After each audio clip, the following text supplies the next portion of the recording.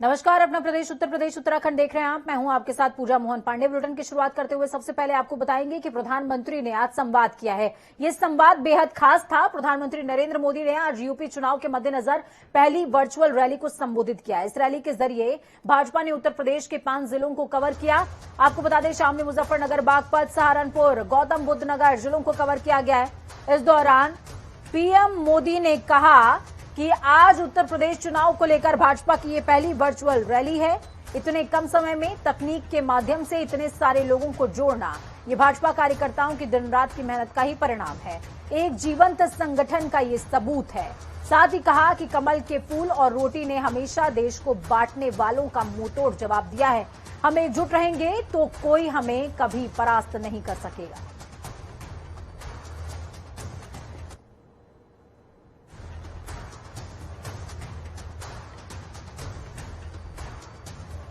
साथियों, पश्चिम उत्तर प्रदेश की ये वो धरती है जिसने 1857 की क्रांति में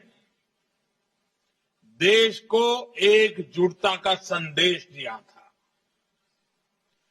कमल के फूल और रोटी ने हमेशा देश को बांटने वालों को मुंह तोड़ जवाब दिया है।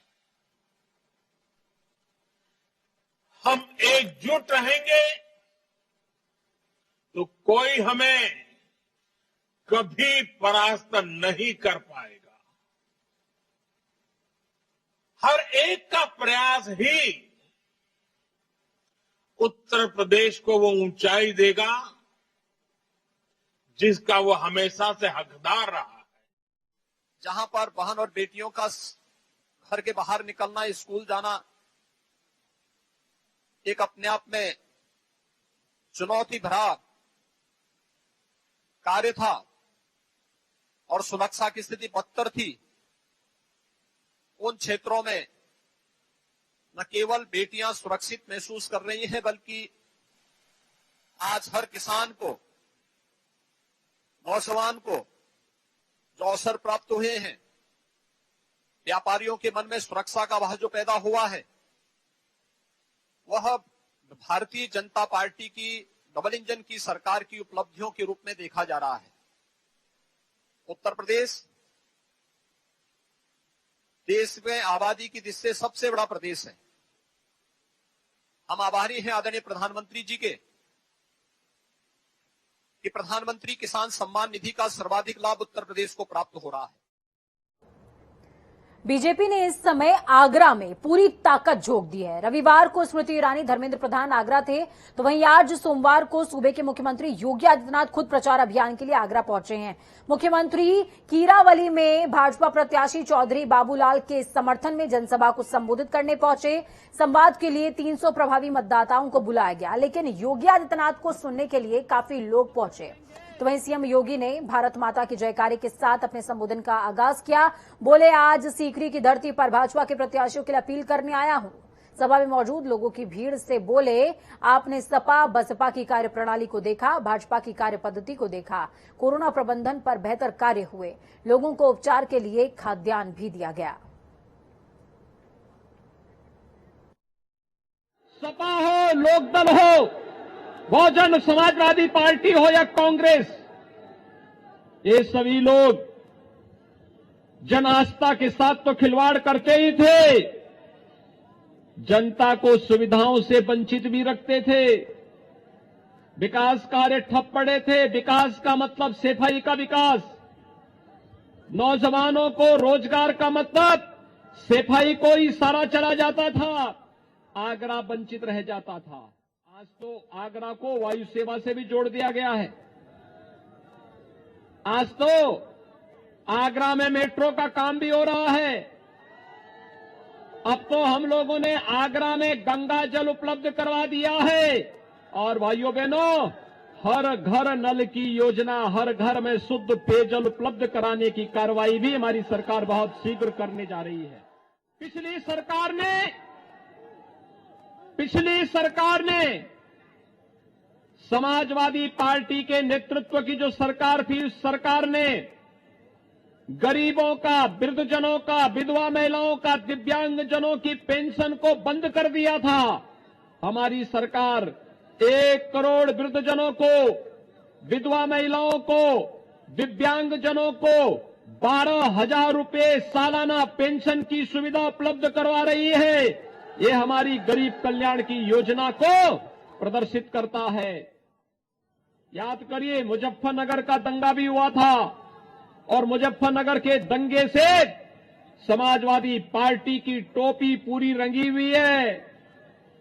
उन निर्दोष किसानों का, उन निर्दोष जाति युवकों का, गौरव और सचिन नाम के निर्दोष नौजवानों के खून से रंगे हुए समाजवादी पार्टी के हाथ, एक तरफ मुजफ्फरनगर के दंगों से इनके हाथ रंगे हुए हैं और दूसरी तरफ राम भक्तों पर गोली चलाने का भी पाप इनके ऊपर लगा हुआ है। उत्तर प्रदेश के सबसे युवा मुख्यमंत्री होने का गौरव हासिल करने वाले समाजवादी पार्टी के अध्यक्ष अखिलेश यादव पहली बार विधानसभा चुनाव लड़ने जा रहे हैं। आपको बता दें कि उत्तर प्रदेश में 18वीं विधानसभा के गठन के लिए 10 फरवरी से होने वाले उत्तर प्रदेश के विधानसभा चुनावों में अखिलेश यादव मैनपुरी के करहल में आज अपना नामांकन पत्र दाखिल करेंगे। उन्होंने कर दिया है दाखिल, माफ कीजिएगा। आपको ये बता दें कि ये समाजवादी पार्टी की परंपरागत सीट मानी जाती रही है और सैफई के बेहद नजदीक भी है।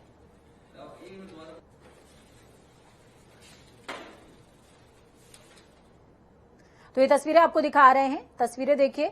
अखिलेश यादव ने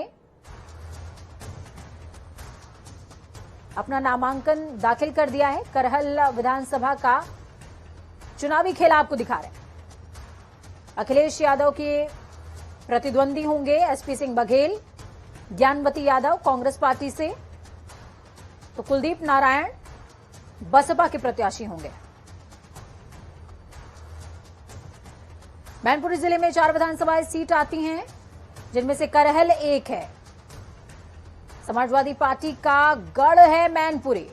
तीसरे फेज के चुनाव यहां पर होने हैं और आज नामांकन दाखिल किया है अखिलेश यादव ने। 3 बार से समाजवादी पार्टी करहल से लगातार जीत रही है। यादव वोटरों की संख्या यहां पर 1.44 लाख यानी कि 1,44,000 है। 2017 में सपा के सोबरन सिंह यादव यहां से जीते हैं। मैं धन्यवाद देता हूं पार्टी के नेताओं को, प्रस्तावकों को और मैनपुरी की जनता को। मुझे उम्मीद है यहां पर अच्छे मतों से और ऐतिहासिक परिणाम यहां की जनता देगी। उत्तर प्रदेश का चुनाव देश का चुनाव हो रहा है। ऐतिहासिक परिवर्तन के साथ साथ उत्तर प्रदेश खुशहाली के रास्ते पर जाएगा। लगातार जो लोग नकारात्मक राजनीति कर रहे हैं, लगातार जिन लोगों की राजनीति की दिशा दूसरी है, उसको यहाँ की जनता सबक सिखाने का काम करेगी। सर, कैंपेन का दौर यहाँ के लिए आपकी सीट लिए कब से, क्योंकि आप विधानसभा में चुनी? ये चुनाव मैंने अपनी पार्टी के नेता और यहाँ की जनता पे छोड़ दिया है। मौका मिलेगा जरूर आऊंगा मैं, और जैसा जनता ने और हमारे साथ जो लोग खड़े हैं उन्होंने भरोसा ये दिलाया कि आने की जरूरत नहीं है, जीतने के बाद जरूर आइए। मैंने ये कहा कि भारतीय जनता पार्टी जो दूसरों पे आरोप लगाती है, सबसे पहले उन्हें अपने गिरेबान में झांक करके देखना चाहिए। उनके जो मुख्यमंत्री हैं, उनका जब एफिडेविट लगाया गया था, न जाने कितनी गंभीर धाराएं उनके ऊपर थीं। उन्होंने अपने मुकदमे वापस लिए। डिप्टी सीएम पर गंभीर धाराएं थीं, उन्होंने अपने मुकदमे वापस लिए। और अभी तक जो सूची आई है उसमें 99 उनके ऐसे प्रत्याशी हैं जिन पर आपराधिक मामले हैं। मैं भारतीय जनता पार्टी से कहूंगा 99 ठीक नहीं लग रहा है। 100 से ऊपर जाओगे तो सबकी जानकारी में आ जाएगी कि तुमने कितने आपराधिक मुकदमे वालों को टिकट दी है। तो नामांकन के बाद अखिलेश यादव ने क्या कुछ कहा वो आपने सुना। नामांकन से ऐन पहले अखिलेश यादव ने कहा कि मुझे उम्मीद है कि इस बार नकारात्मक राजनीति करने वालों को प्रदेश की जनता हटाएगी और सपा की सरकार जरूर बनाएगी। वहीं इस मौके पर उन्होंने और क्या कुछ कहा, सुनिए। बिल्कुल घर के पास का घर है। नेताजी का और समाजवादी पार्टी का बहुत पुराना रिश्ता रहा है। यहाँ के लोगों ने समाजवादी पार्टी के साथ हमेशा खड़े होकर के एक सकारात्मक राजनीति को आगे बढ़ाया है, एक प्रोग्रेसिव पॉलिटिक्स को हमेशा बढ़ाया है। और मुझे उम्मीद है इस चुनाव में जो निगेटिव पॉलिटिक्स करते हैं जो नकारात्मक सोच के उन्हें हराएंगे और उत्तर प्रदेश से हटाएगी भी जनता। मैं ये चुनाव जनता पे छोड़ता हूँ क्योंकि मुझे और जगह भी जाना होगा, इसलिए मेरी जनता से अपील है कि समाजवादी पार्टी को न केवल करहल से जिताएं बल्कि पूरे चरण में और आसपास जहां जहां चुनाव हो रहा है समाजवादी पार्टी को मौका दें। समाजवादी पार्टी विकास, खुशहाली और तरक्की के रास्ते पे प्रदेश को ले जाएगी। एक नए प्रदेश का ऐतिहासिक ऊंचाई तक विकास को ले जाने के लिए समाजवादी पार्टी की जनता मदद करे, यही मैं अपील इस मौके पर कर सकता हूं। तो वहीं नामांकन के दौरान अखिलेश यादव ने ट्वीट करते हुए कहा कि ये नॉमिनेशन एक मिशन है, क्योंकि यूपी का ये चुनाव प्रदेश और देश की अगली सदी का इतिहास लिखेगा। आइए प्रोग्रेसिव सोच के साथ सकारात्मक राजनीति के इस आंदोलन में हिस्सा लें, नकारात्मक राजनीति को हराएं भी, हटाएं भी। जय हिंद। तो वहीं स्वामी अभिषेक ब्रह्मचारी और युवा चेतना के राष्ट्रीय संयोजक रोहित कुमार सिंह ने गरीब और जरूरतमंद लोगों के बीच भोजन वितरण का कार्यक्रम शुरू किया है। ठंड के प्रभाव को देखते हुए युवा चेतना की ओर से कंबल वितरण अभियान भी माघ मेले में चलाया गया। तो वहीं इस मौके पर स्वामी अभिषेक ब्रह्मचारी ने कहा कि युवा चेतना का संकल्प गरीब को समाज की मुख्य धारा से जोड़ना है। युवा चेतना के राष्ट्रीय संयोजक रोहित कुमार सिंह ने कहा कि हम राजनीति में नहीं, सेवा नीति में विश्वास रखते हैं। उन्होंने कहा कि सामाजिक न्याय की धारा को मजबूत करने के लिए हमारा अभियान लगातार जारी रहेगा। उत्तर प्रदेश विधानसभा चुनाव का पहला चरण आगामी 10 फरवरी को 58 सीटों पर मतदान होना है, जिनमें गौतम बुद्ध नगर की 3 सीटें भी शामिल हैं। 10 फरवरी को होने वाले मतदान से पहले कांग्रेस की प्रदेश प्रभारी प्रियंका वाड्रा नोएडा पहुंची। प्रियंका गांधी ने सेक्टर 26 स्थित मंदिर पहुंचकर पूजा अर्चना की, जिसके बाद कम्युनिटी सेंटर ने प्रियंका ने लोगों से संवाद किया। इस मौके पर नोएडा प्रत्याशी पंकड़ी पाठक से तमाम नेता कार्यकर्ता उनके साथ में मौजूद रहे हैं। आपको बता दें कि इससे पहले पिछले दिनों छत्तीसगढ़ के मुख्यमंत्री भूपेश बघेल ने नोएडा पहुंच करके कांग्रेस प्रत्याशी पंकड़ी पाठक के पक्ष में प्रचार किया था। वो गलियों में डोर टू डोर कैंपेन करते भी नजर आए थे। यूपी चुनाव की गहमा गहमी के बीच संसद से एक खास तस्वीर सामने आई। आज शुरू हुए बजट सत्र के दौरान ये तस्वीर देखने को मिली है। दरअसल सपा संरक्षक मुलायम सिंह यादव जो हैं वो सीढ़ियों से उतर रहे थे, तभी वहां पर केंद्रीय मंत्री स्मृति ईरानी मौजूद थी। मुलायम सिंह को देखते ही उनकी ओर हाथ जोड़कर वो आगे बढ़ी, झुककर उन्हें प्रणाम किया। मुलायम सिंह ने उनके सिर पर हाथ रखा, आशीर्वाद दिया। इसके बाद स्मृति खड़े होकर मुलायम सिंह यादव को सीढ़ी से उतारने में मदद भी करती रही और इंतजार भी उनका करती रही। यूपी चुनाव में एक और जहां बीजेपी और समाजवादी पार्टी नेताओं के बीच में तीखी बयानबाजी आपको देखने मिलती होगी, लेकिन संसद से आई ये तस्वीर बेहद खास ऐसे मौके पर हो जाती है।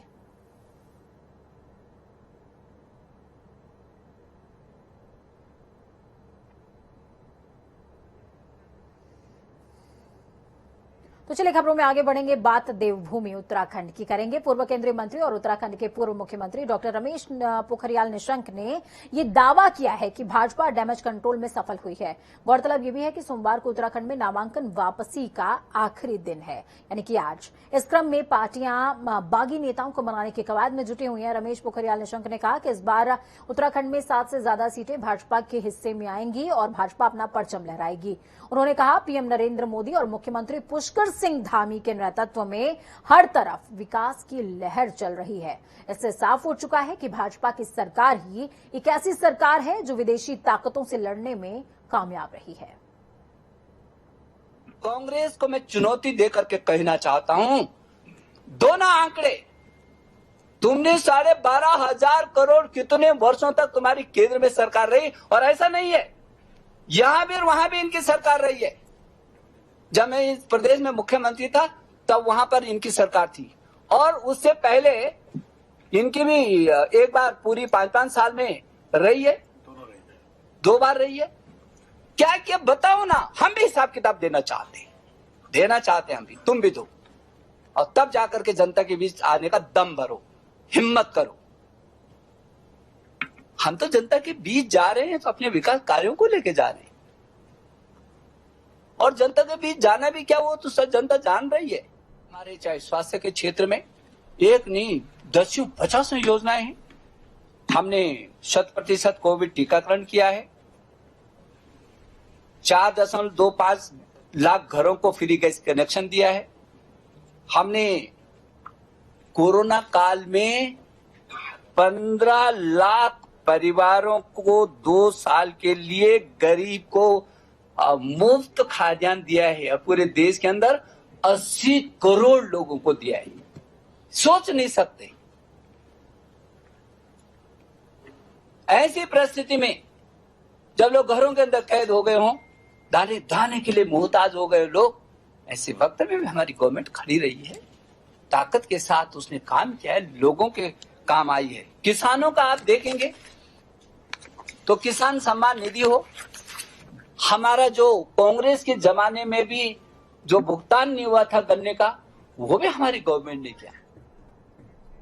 उत्तराखंड विधानसभा चुनावों के मद्देनजर राजनीतिक दलों के दिग्गज प्रचार करने के लिए मैदान में उतर रहे हैं। इसी कड़ी में राजस्थान के पूर्व उप मुख्यमंत्री सचिन पायलट उत्तराखंड के दौरे पर हैं। उदोन के राजपुर विधानसभा क्षेत्र पहुंचकर जनता के बीच पहुंचे और यहां से कांग्रेस प्रत्याशी के समर्थन में मतों की अपील की है। इसके साथ ही बाजार में व्यापारियों से भी बातचीत करी। व्यापारियों ने उनके साथ पलटन बाजार से डिस्पेंसरी रोड में प्रचार किया। सचिन पायलट करीबन 11:30 बजे घंटाघर पहुंचे और इस दौरान युवा कांग्रेस, महिला कांग्रेस, सेवा दल के कार्यकर्ता भी मौजूद रहे।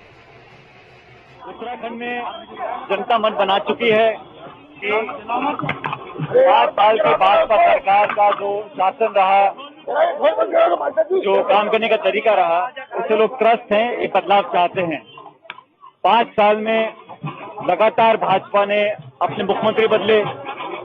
हमको ये समझ नहीं आ रहा कि मुख्यमंत्री बदलने का कारण क्या था। उनकी परफॉर्मेंस खराब थी, उनके आरोप लगे थे, शासन ठीक से चल नहीं पा रहा था। चंडीगढ़ यूनिवर्सिटी विद्यार्थियों के भविष्य को लेकर लगातार काम कर रही है। चंडीगढ़ यूनिवर्सिटी के प्रोफेसर चांसलर आरएस बावा आज राजधानी देहरादून पहुंचे। वहीं जनता टीवी ने प्रोफेसर चांसलर आरएस बावा से खास बातचीत की। सुनिए। हमारे साथ मौजूद हैं चंडीगढ़ यूनिवर्सिटी के प्रो चांसलर आरएस बावा जी। सर, स्वागत है जनता टीवी में। सर, सबसे बड़ा सवाल यह है कि सर एक एग्जाम करवाने जा रहे हैं राष्ट्रीय स्तर का, किस तरीके से बच्चों को मोटिव किया जाएगा, क्या कुछ इसमें किस तरीके से तैयारी करेंगे बच्चे? चंडीगढ़ यूनिवर्सिटी जो है वो Chandigarh university common entrance test करने जा रही है। टेस्ट तो हमने पिछले साल भी किया था, लेकिन इस साल हम जो स्कॉलरशिप दे रहे हैं वो पहले से की अपेक्षा 12 करोड़ ज्यादा के दे रहे हैं। 45 करोड़ रुपए के स्कॉलरशिप हम दे रहे हैं। तो इसमें बच्चे को करना क्या है कि चंडीगढ़ विश्वविद्यालय के वेबसाइट पे जाना है cuchd.in। उसके बाद वो CU सेट पे क्लिक करेगा तो वहां पे रजिस्टर करना है उसको। अब जो सुविधा है विशेष जो बाकी विश्वविद्यालय बहुत कम देते हैं, वो यह है कि विद्यार्थी अपनी मर्जी का विषय चुनेगा। पहले जिस विषय में उसने +2 किया, अगर आर्ट्स में किया तो आर्ट्स, कॉमर्स में किया तो कॉमर्स, नॉन मेडिकल किया तो नॉन मेडिकल, मेडिकल किया तो मेडिकल। तो ये एक बड़ी सुविधा है जिसमें बच्चा अच्छी परफॉर्म कर सकता है। इसके बाद वो अपनी मर्जी का दिन चुन सकता है। ये टेस्ट अभी ओपन है और ये 31 मई तक ओपन रहेगा, पहली फेज। उसके बाद सेकेंड फेज होगी जिसमें स्कॉलरशिप थोड़े कम होंगे, लेकिन ये जारी रहेगा। तो जब बच्चे की तैयारी हो जाए, उसका सिलेबस ऑलरेडी अवेलेबल है। CU सेट के जब जाएंगे आप अपना विषय बताएंगे तो आपको सिलेबस मिल जाएगा। आप अच्छे से तैयारी करिए और फिर जब आपकी तैयारी हो जाए तो अपनी मर्जी का दिन चुनिए। जिस दिन भी आप चुनना चाहें, जिस दिन आप टेस्ट देना चाहें, मई तक आप दे सकते हैं। इसके अलावा अपनी मर्जी का समय भी चुन सकते हैं। कई विद्यार्थी सुबह अच्छा परफॉर्म करते हैं, कई दोपहर के बाद अच्छा परफॉर्म करते हैं। तो जब भी आपका मन करे तब आप वो टेस्ट दे सकते हैं। और सबसे बड़ी बात, ये आप अपने घर में बैठ के टेस्ट दे सकते हैं। तो केवल आपके पास लैपटॉप या डेस्कटॉप विद कैमरा या मोबाइल, अच्छा स्मार्ट मोबाइल होना चाहिए। तो जो रुके ना, आपका जो इंटरनेट कनेक्शन है वो सही होना चाहिए। और आपको यूनिवर्सिटी इंस्ट्रक्शंस देगी, डायरेक्शन देगी कि निर्देश देगी कि आप ऐसा ऐसा ऐसा नहीं करोगे, ऐसा करोगे। तो आप अगर वो करते हैं और टेस्ट देते हैं, अगर आपके 90% से ऊपर अंक आते हैं हमारे टेस्ट में, तो आपको 100% स्कॉलरशिप दिया जाएगा। और इस 100% स्कॉलरशिप का मतलब ये होगा कि आपको एकेडमिक फीस नहीं देनी पड़ेगी। और ये जो स्कॉलरशिप है ये पूरे की पूरी अवधि के लिए होगा। अगर डिग्री आप 4 साल में करते हैं तो 4 साल का, 3 साल की है तो 3 साल की। और मैं ये भी बता दूं कि ये जो स्कॉलरशिप होता है चंडीगढ़ विश्वविद्यालय का, ये स्कॉलरशिप जो है ये आपको मेंटेन करने के लिए केवल 7.5 ग्रेड पॉइंट मेंटेन करना पड़ेगा। आप फेल नहीं होना चाहिए, आपके लेक्चर शॉर्ट नहीं होने चाहिए और अनुशासनहीनता नहीं होनी चाहिए। सर, एग्जाम को लेकर एग्जामिनेशन की बात की जाती है और इसके साथ ही सर अभी प्लेसमेंट की बात की गई है। किस तरीके की प्लेसमेंट भी दी गई है अभी तक यूनिवर्सिटी की तरफ? तो चंडीगढ़ विश्वविद्यालय में अगर आप दाखिला लेते हैं तो आपको प्लेसमेंट के लिए पहले सेमेस्टर से ही तैयारी करानी शुरू की जाती है, क्योंकि हमारे पास एक department of career planning and development है। सो कम्युनिकेशन स्किल से लेकर के सॉफ्ट स्किल और फिर आपका एप्टीट्यूड वगैरह वगैरह सब तैयार कराते हैं। चंडीगढ़ विश्वविद्यालय में पिछले साल कोविड के बावजूद 758 कंपनियां आई और 7,400 ऑफर्स मिली, 36 लाख का पैकेज मिला। इस साल 21-22 जो अभी चल रहा है, अभी तक 500 से ज्यादा कंपनियां आ चुकी हैं, 5,000 से ज्यादा ऑफर्स मिल चुकी हैं और इस साल का जो पैकेज है 52 लाख रुपए का है। हमारे पास जो सुविधाएं हैं, 14,000 कंप्यूटर है कैंपस पे। तो मेरा ये मानना है कि जो विद्यार्थी अच्छी शिक्षा प्राप्त करना चाहता है, क्वालिटी एजुकेशन लेना चाहता है, वो चंडीगढ़ विश्वविद्यालय का टेस्ट जरूर दे, क्योंकि वो स्कॉलरशिप भी प्राप्त करेगा और साथ ही वो हमारे पास जितनी सुविधाएं हैं वहां से टॉप की नौकरियां भी ले पाएगा। अभी मेरे साथ कुछ विद्यार्थी खड़े हैं, इनमें से एक विद्यार्थी ने 11 पेटेंट भी फाइल किए हैं। उस हिसाब से हम नंबर 1 हैं पूरे भारत में, कंपनियों के हिसाब से नंबर 1 हैं। और जो फॉरेन जाके पढ़ना चाहते हैं, जो हमारे पास 2 साल पढ़ के 2 साल फॉरेन में पढ़ के वहां की डिग्री ले सकते हैं, ऑस्ट्रेलिया, कनाडा, यूएस की, उन विद्यार्थियों को भी हमारे पास आने से सुविधा मिलेगी। उनके जो सपने हैं वो पूरे होंगे। अगर वो 2 डिग्री किसी फॉरेन यूनिवर्सिटी की प्राप्त करते हैं तो वो वहां नौकरी कर सकते हैं और अगर चाहें तो वहां सेटल भी हो सकते हैं। हमारे साथ मौजूद थे चंडीगढ़ यूनिवर्सिटी के प्रो चांसलर आर.एस. बावा जी, जिनका साफ तौर पर कहना है कि अगर विद्यार्थियों को अपनी पूरी तैयारी करनी है या फिर प्लेसमेंट लेना है तो चंडीगढ़ यूनिवर्सिटी एक अच्छी अपॉर्चुनिटी हो सकती है। वीडियो जर्नलिस्ट अनूप भट्ट के साथ नवीन शुक्ला, जनता टीवी, देहरादून।